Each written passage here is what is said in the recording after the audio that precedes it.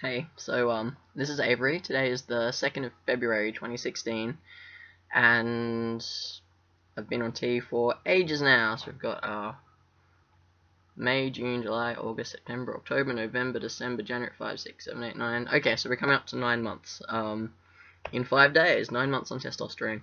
So, definitely the biggest changes I've noticed are a deeper voice, very hairy indeed. That's the main things for me. I've been really busy lately.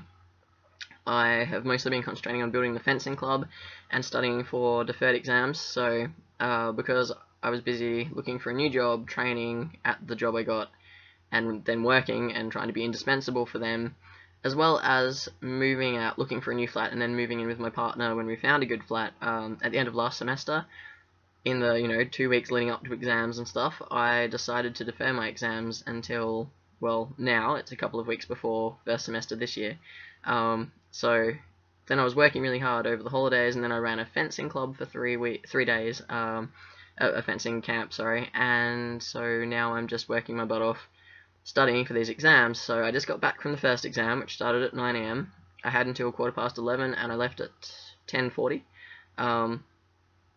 No, 10:30. I don't know. I had 40 minutes left of time. So that was a history exam, and I basically talked about the Banjaras, Malthusian crises, Niall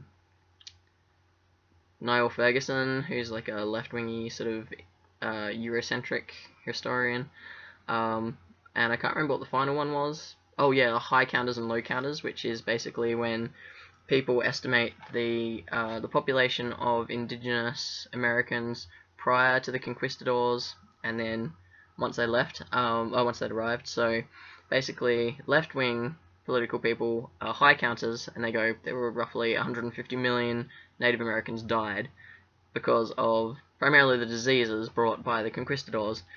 And then the low counters are usually the political right wings, and they usually go, oh, like 50 million indigenous Americans died because of the conquistadors. Big deal. So that was another thing. Then for my essays, I wrote about what the Columbian Exchange was and how it helped avoid a Malthusian crisis. And I pointed out that actually it kind of caused a Malthusian crisis for the Native Americans.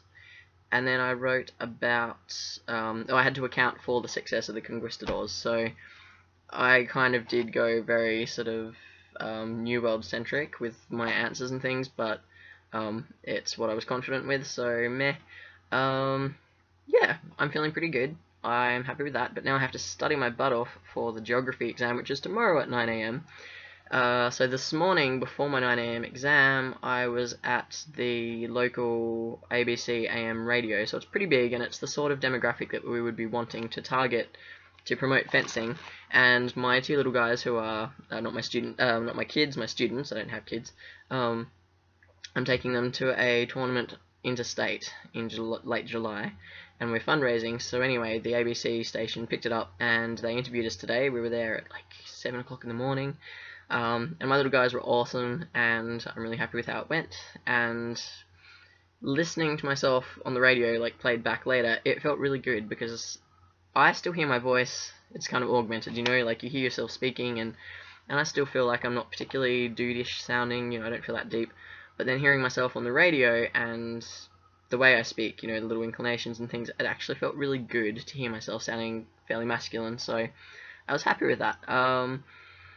So yeah, basically, yesterday was my last day of work for a week, so then today exam, tomorrow after the exam, I'm going to see the Danish girl with my partner, and then the next day I'm seeing someone from Working It Out who are a sexuality and gender place, and they're really cool. I'm going to be working with them to do a few things towards helping the trans community find, educating the non-trans community about trans issues, so shops and things to help.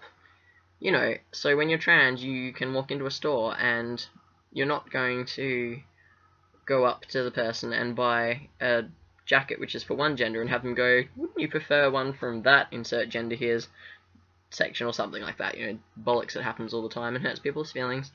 So we're going to educate local businesses and service providers and stuff, and educate them and make a list of the ones who are down with trans issues and who have, you know, agreed to be trans friendly.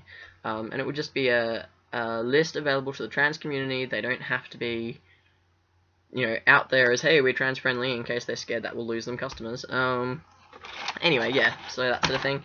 That's tomorrow. I've got something else. No, that's Thursday. That's something else. I can't remember what it is. And then Friday, I'm going to be talking to a bunch of 5th year medical students who are going to go off and be doctors, and I'm talking to them about some of the issues with transitioning and how I felt it was in Tasmania and my experiences and that sort of thing. And then Friday night, I fly out to the state closest to mine and go on Friday to a youth hostel. It'll be shitty, but whatever. I always stay in youth hostels, they're cheap. And then Saturday morning, train out to one of my best friend from college's wedding. Saturday night, stay out there.